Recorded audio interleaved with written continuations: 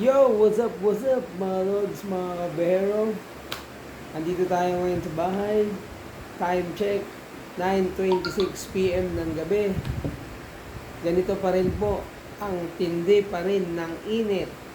Talagang mainit na sa tanghali, sa hapon, lalo na ngayong gabi.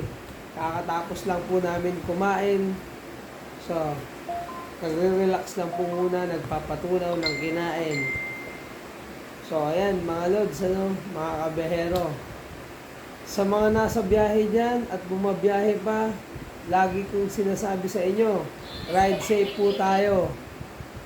At lagi natin tatandaan, meron sa ating naghihintay, ang mga minamahal natin sa buhay, lalo na ang ating asawa at mga anak.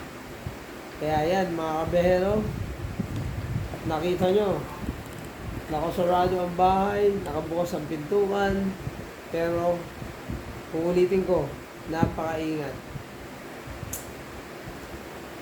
Nakaka-drain. Maya-maya ang tulo ng pawis, maya-maya ang labas. Kailangan natin tubig ng tubig sa katawan. Mahirap ma-dehydrate.